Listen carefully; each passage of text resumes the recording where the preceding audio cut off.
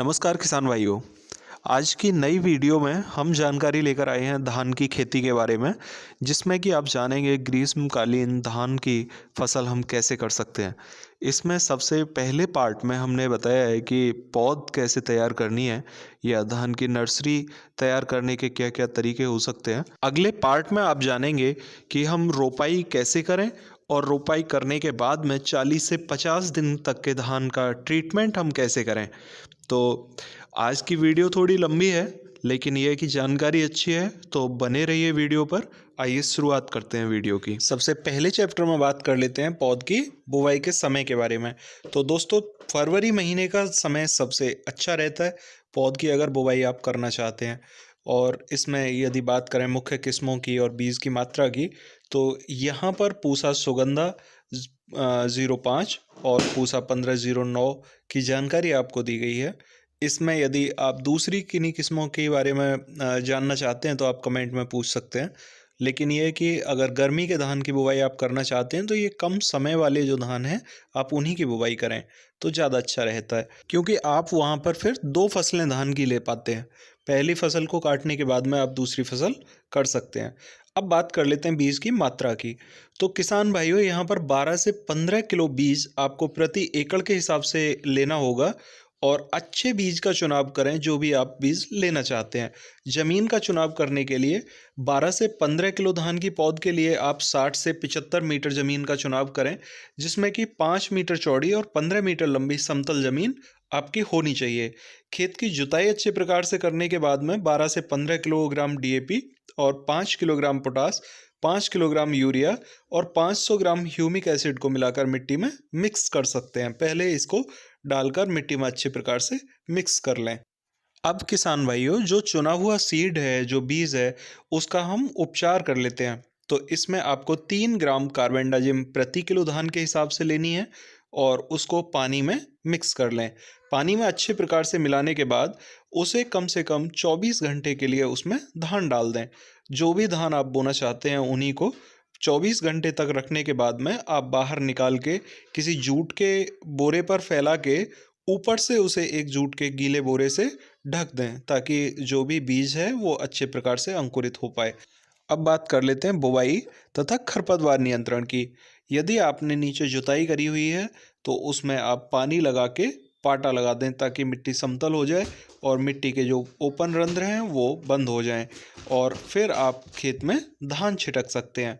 खरपतवार नियंत्रण के लिए आप 25 ml प्रीटिलाक्लोर और उसको 5 लीटर पानी के साथ मिला के 24 से लेकर 36 घंटे के अंदर अंदर छिड़काव कर दें, जिससे आप खरपतवारों से मुक्त हो जाएंगे पूरी तरह। यदि फिर भी कोई खरपतवार जमता है तो आप उसके लिए स्प्रे ना करें, उसे आप उखड़वा दें।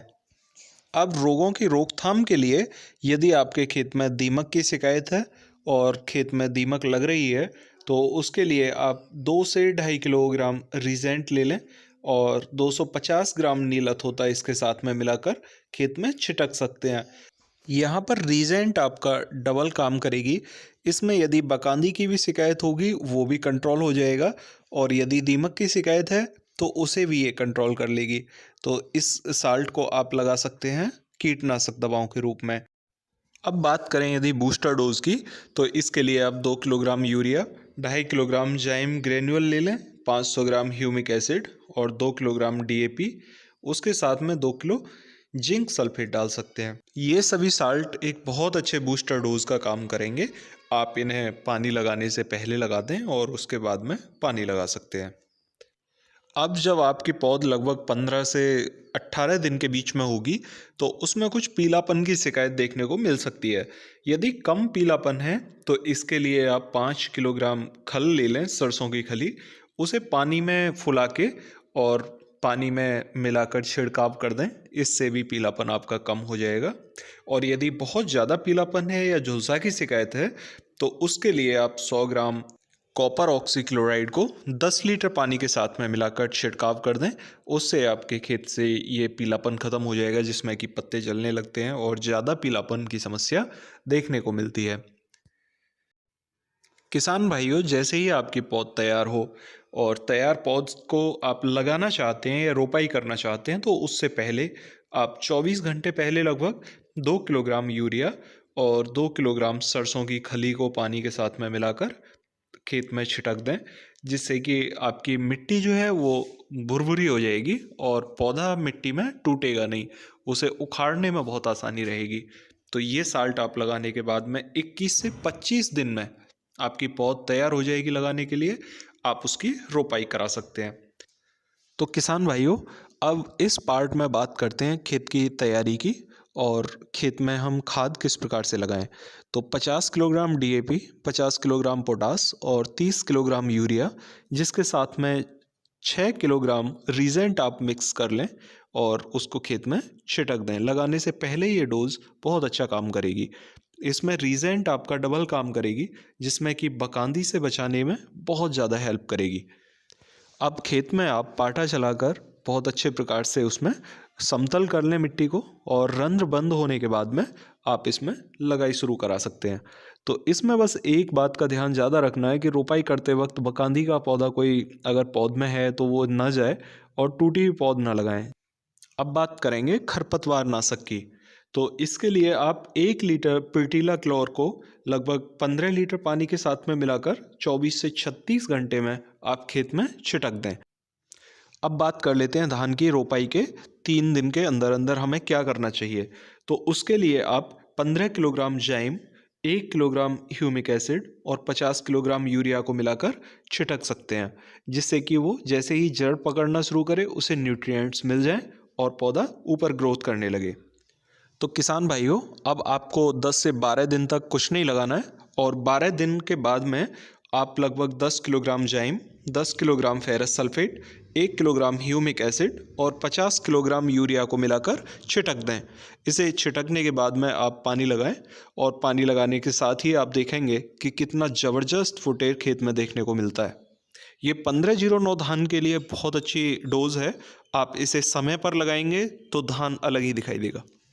उस समय में किसान भाइयों कुछ गिडार या उड़ने वाले कीड़ों से फसल को नुकसान हो सकता है।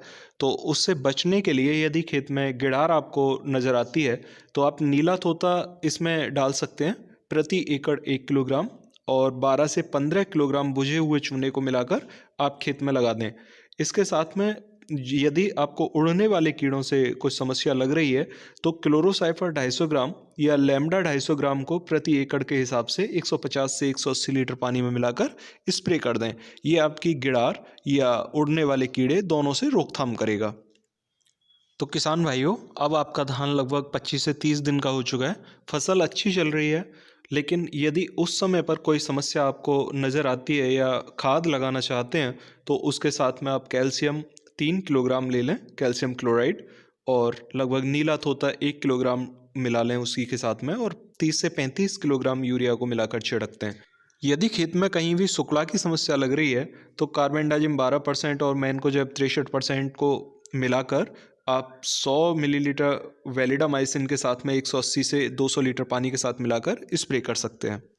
तो किसान भाइयों, आपने आज यहाँ पर जाना कि हम 50 दिन तक का ट्रीटमेंट कैसे करें, और यहाँ से आगे के लिए अगली वीडियो में आपको सारी जानकारी दी जाएगी। तो आशा करता हूँ आपको जानकारी अच्छी लगी होगी। वीडियो को ज़रूरतमंद भाइयों को ज़रूर शेयर करें और अगली वीडियो के नोटिफिकेशन को पाने के लिए चैनल को सब्सक्राइब ज़रूर करें।